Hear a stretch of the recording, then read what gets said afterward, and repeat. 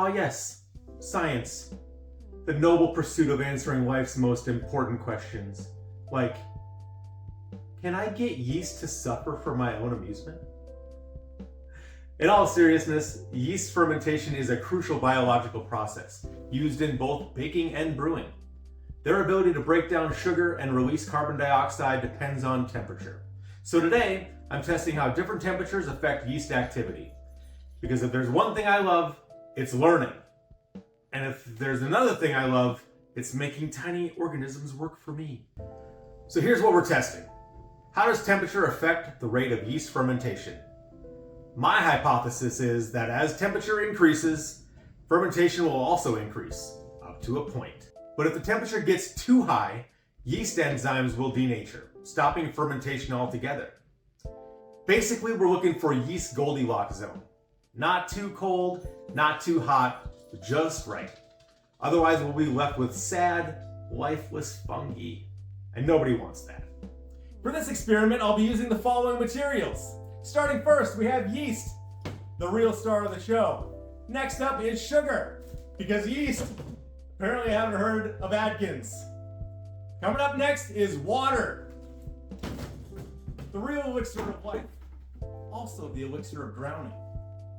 Next up is a thermostat, because, seems hot enough, isn't actually real science. And finally, balloons, because I like my experiments to be a little festive. Now, let's talk temperature. I'm setting up 5 conditions, and if yeast had lawyers, I'd probably be sued for workplace misconduct. Each bottle will receive equal amounts of water, sugar, and yeast, because in this lab, we believe in fair treatment, even if the outcome is microbial suffering.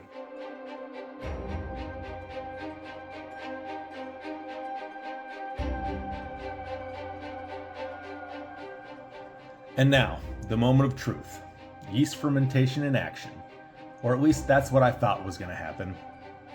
What you're seeing here is a time-lapse video of the hour-long fermentation process, condensed down so you don't have to suffer through the disappointment in real time.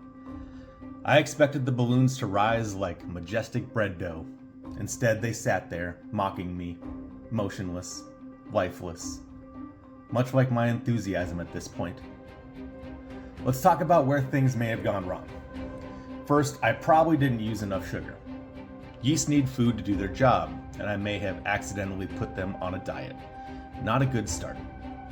Second, I think the ambient temperature of the room was too cold.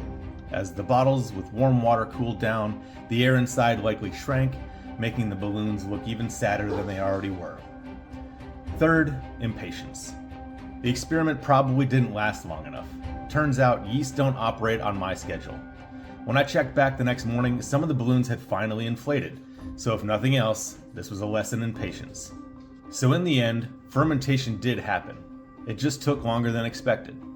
Science, everyone, where reality doesn't always match your hypothesis, but at least you learn something along the way.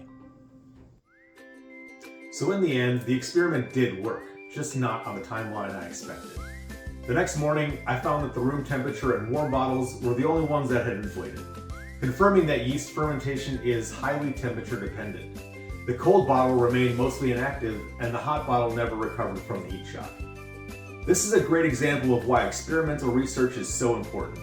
In a non-experimental study, I would have simply observed yeast in different environments and taken notes. But in this case, I actively controlled a variable, temperature, while keeping everything else the same to test its direct effect on fermentation. That's the difference. Experimental research lets us pinpoint cause and effect, rather than just noticing correlations. Thanks for watching. Looking forward to seeing everyone else's experiments, and hoping at least some of them went according to plan.